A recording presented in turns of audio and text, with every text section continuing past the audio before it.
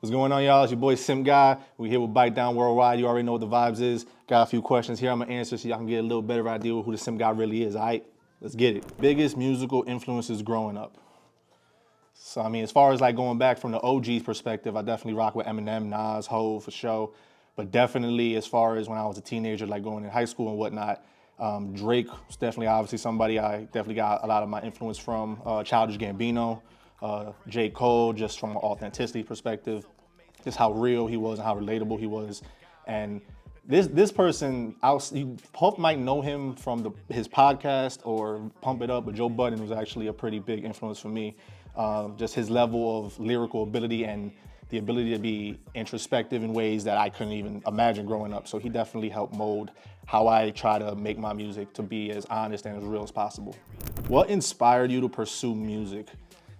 So this is actually funny. This goes back to middle school for me. When I was in the 6th grade, there was a girl in my homeroom. Her name was Nala, and I had the illest crush on her. Yo, it's kind of crazy looking back, thinking about it. And the way that I would express that was via poetry. So I would write poems, and I would handwrite them and I would give them to her. So that was kind of like the inception of the whole Simp God persona, because when I was in high school, like I would just rap with my boys for fun, like nothing crazy, but they was thinking I was all right, but I'm like, okay, I mean, I didn't think I was nothing too crazy. And then I kept trying to hone in on my craft. And when I was in college, my boys were like, yo, you too good at this to be doing it for free. So I'm like, okay, bet. So I locked in with one of my boys in the studio in East Hartford and started cranking out songs. I ended up dropping my first album. And from that point on, it's been a crazy experience, you know, just being able to craft art that could resonate with folk and be relatable and things of that nature. So it's definitely been a long journey, and I'm just getting started. So what inspired you to make Through It All?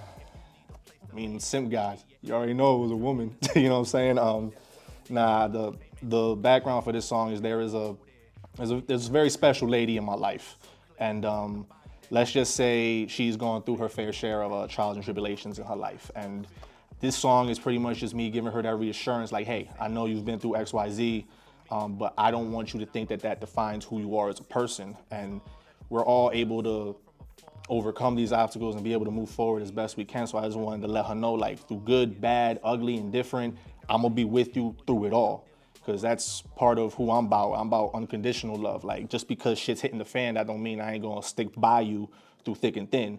I'm always gonna be here, and I hope she liked the record.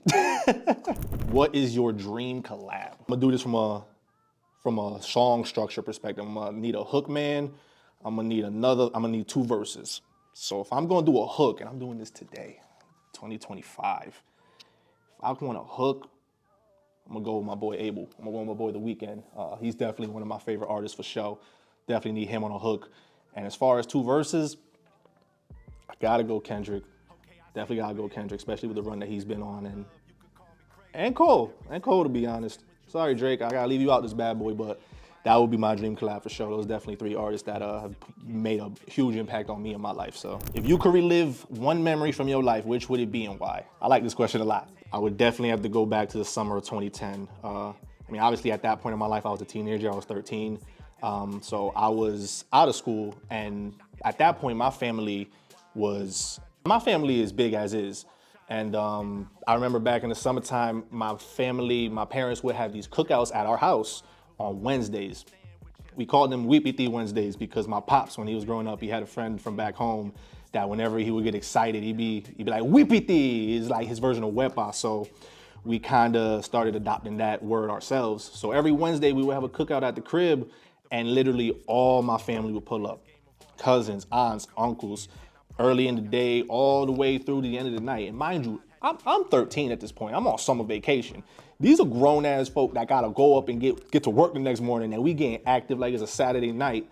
You know, just eating, drinking. Well, they was drinking. I wasn't doing all that, but you know, playing dominoes, just shooting the shit, and it was just a real good time. Obviously, as time goes on, the family that we get older, mature, folk go our separate ways, have separate families.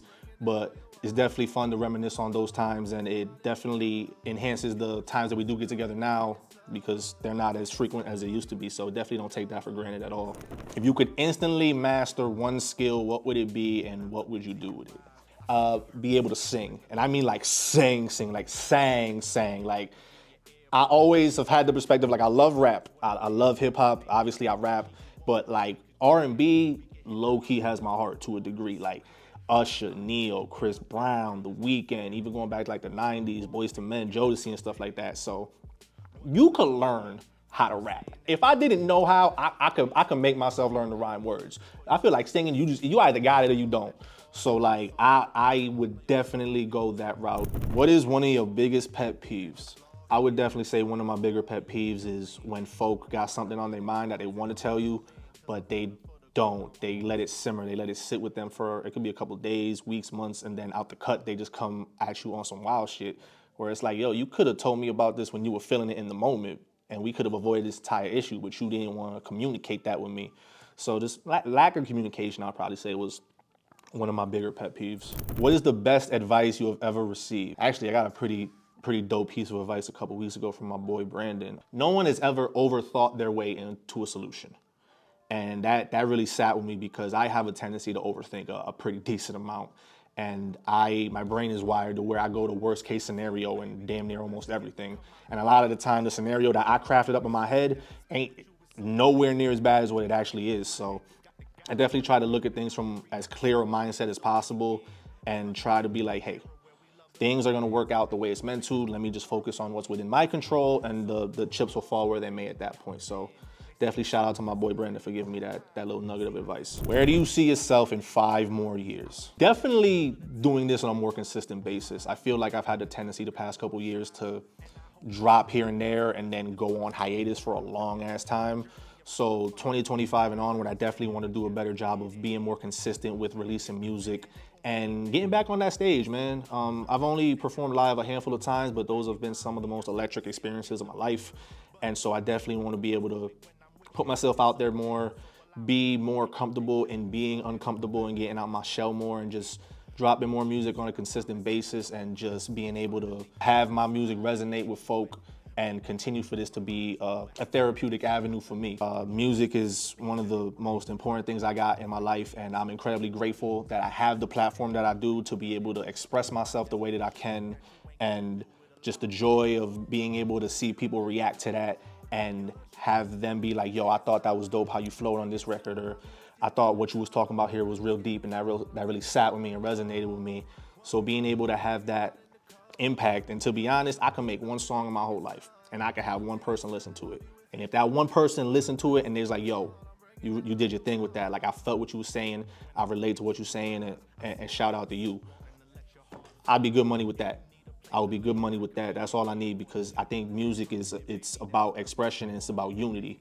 And if we can be able to do that, there's nothing that we can't do. So yeah. So that's it. It's been your boy Simp God, BITEDOWN WORLDWIDE. I'm incredibly grateful for the opportunity to be able to use this platform. My single Through It All is out now, all streaming platforms. Give that bad boy a listen. Let me know what you think.